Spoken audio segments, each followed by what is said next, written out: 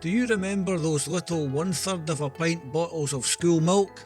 Yeah, Thatcher stole it from the kids. Case closed, right? Whoa, not so fast. In this video you'll find out how the real story is not so simple. Thatcher, for all her faults, doesn't deserve all the blame for this one. If you went to school in those days, you'll remember the crates of milk at the front of the classroom, sometimes frozen solid in winter, sometimes worryingly warm by mid-morning, but they were just there. Part of the school day, as much a fixture as assembly, the register, and trying to jump the queue at school dinners. For a lot of us who went to school back then, it feels like that milk just disappeared one day, and somehow it was all Margaret Thatcher's fault. Thatcher, Thatcher, milk snatcher became the playground chant, and the nickname stuck to her for the rest of her political career. But as with most things from that era, the real story is messier, more political, and a bit more interesting than the slogan. School milk didn't start out as a cosy perk, it was a pretty serious public health measure. In the 1930s and 40s, doctors and researchers were genuinely worried about malnutrition in children. Studies such as the Lanarkshire milk experiment showed that giving kids extra milk at school helped them develop physically, and the government folded that into the new post-war welfare state. The 1944 Education Act made it a duty for local authorities to provide milk, and from 1946, all children under 18 in maintained schools were entitled to free milk every day. It was another female education minister, Labour's Ellen Wilkinson, who takes the credit for getting this into law. By the 1950s and early 60s, that little bottle was part of the fabric of school life.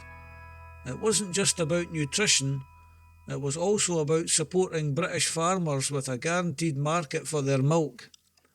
Parents expected it, teachers expected it, kids assumed it would always be there. To put it in perspective, that little 1/3 pint bottle of school milk was only about 190 millilitres, just over half of a modern 330ml soft drink can. Here's exactly what kids gained from that small bottle of milk.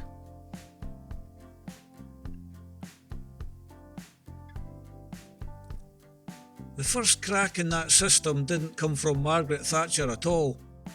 In 1968, Harold Wilson's Labour government, with Edward Short as Education Secretary, removed free milk from secondary school pupils over 11. The country was under economic pressure, and this was seen as a way to trim spending without affecting the youngest children. It didn't cause the same level of outrage, there was no catchy chant, and most people today barely remember his name. But it was the moment the principle of universal free school milk started to be chipped away, and it also resulted in milk sales dropping by 18 million gallons in that first year. Fast forward to 1970. The Conservatives win the general election, Edward Heath becomes Prime Minister, and Margaret Thatcher is appointed Education Secretary. Almost immediately, she's told that the government needs to cut spending, and the Treasury comes knocking on her department's door with a shopping list of possible savings. The government was spending more on free milk than it was on textbooks. Free school milk is one of the big obvious targets. Anthony Barber was the Tory Chancellor who implemented the cuts as part of a wider government savings package in the 1970 budget, but you'll rarely, if ever, hear his name mentioned in the milk-snatching annals. Thatcher is the one who took the heat. This is where the Thatcher the milk snatcher story gets more complicated. Cabinet and Treasury papers released years later show that Thatcher was not the one bursting into the room saying, "Right, let's take milk off the kids." When the officials first floated the idea of scrapping milk altogether, Thatcher actually pushed back. She explained that completely withdrawing free milk from all school children would be too drastic and would cause more public anger than the relatively small saving justified. In other words, she could see the political storm coming a mile off. Her compromise suggestion was to keep free milk for the youngest children, who were seen as most in need nutritionally, and withdraw it from the 7 to 11-year-olds. That still gave the Treasury a saving, but it wasn't the full brutal cut they originally wanted. In the end, that compromise is exactly what became law in the 1971 Education Milk Act. Under 7s kept their statutory right to free milk. Children with medical needs were still covered, but most primary school pupils over 7 lost it. So why does Thatcher carry all the blame? As Education Secretary, she was the face of the policy. It was her bill, her speeches in Parliament, and her name in the headlines. The fact that Labour had already removed free milk from older kids, and that she had initially resisted a total withdrawal, didn't matter in the court of public opinion. What do you think? Did she deserve all the blame? No, no, no. Let me know in the comments. There's also the money angle. Cutting milk for over 7s was supposed to save about £9 million at the time.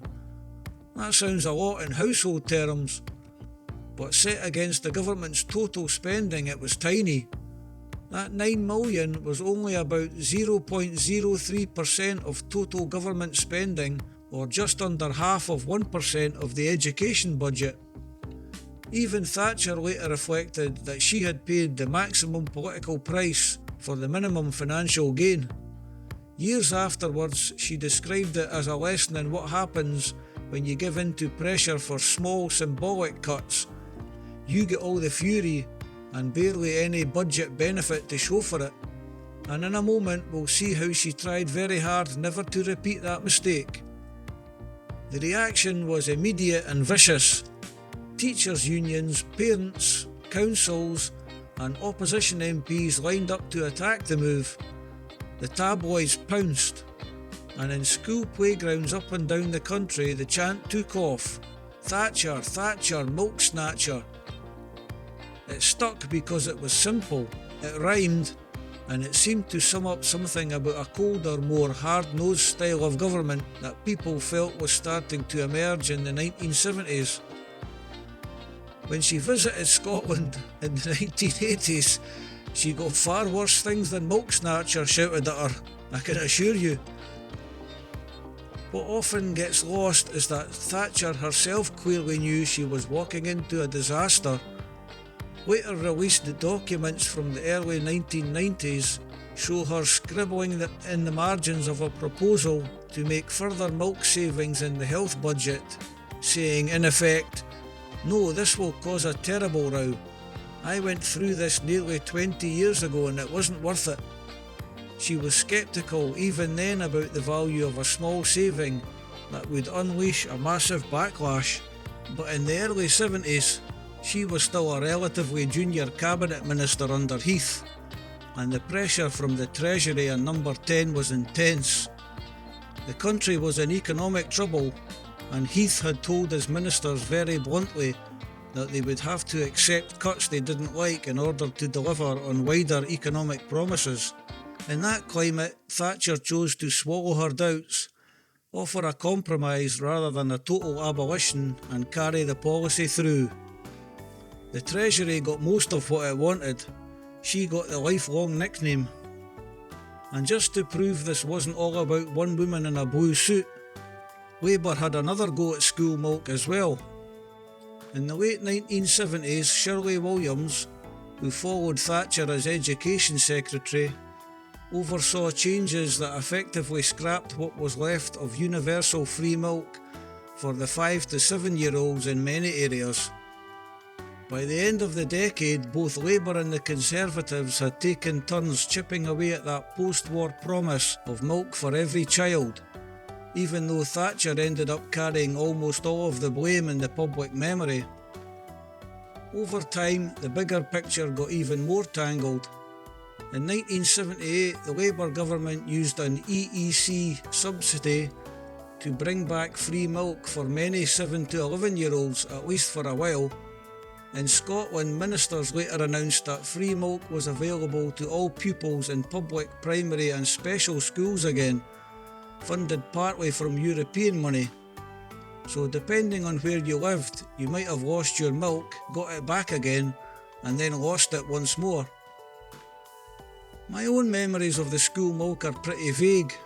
I know we definitely did get it, but I just can't remember when it stopped. I would guess around primary 5 or 6, so the late 70s, but it would be just that, I guess. It was always room temperature at best, and I remember punching through the foil lid with a plastic straw. I don't remember it ever being explained why it stopped. We certainly weren't chanting about Thatcher in the playground, or maybe I've just forgotten after all these years.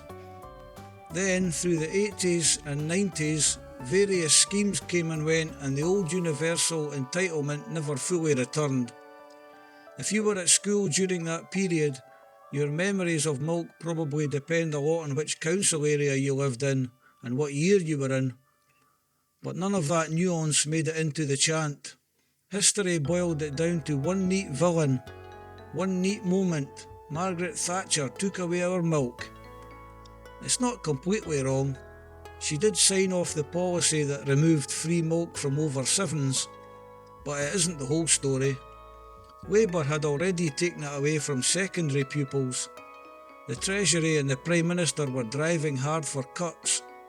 Thatcher herself initially warned that scrapping milk outright would cause more trouble than it was worth, and tried to blunt the blow with a partial cut. Then she spent the rest of her life politically handcuffed to those little glass bottles. So when we talk about Thatcher the milk snatcher, there are two stories running side by side. One is the emotional memory. You're a kid. One day you have milk at break time and the next day you don't. And everyone says it's because of this woman in government. The other is the grown-up story in the Cabinet Papers. A Treasury-driven push for savings. A minister who tries to soften the blow, gets overruled on the big principle, and ends up taking almost all of the blame anyway. Somewhere between those two versions lies what really happened to free school milk in the 1970s, and how a policy Margaret Thatcher didn't fully believe in, and knew would be toxic, still ended up defining her in the minds of millions of people who were on the receiving end of that missing bottle. Mrs. T later admitted in her memoirs the decision was the biggest mistake of her political career. Let everyone know in the comments your memories of getting free milk at school.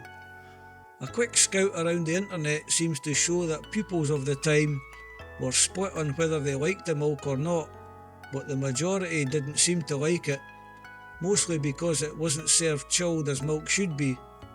And when September comes around again, the last Wednesday of the month is World School Milk Day, so raise a glass, carton or bottle to the white stuff. If you like this school days video, you might be interested in my other video about the banning of the belt or cane in schools.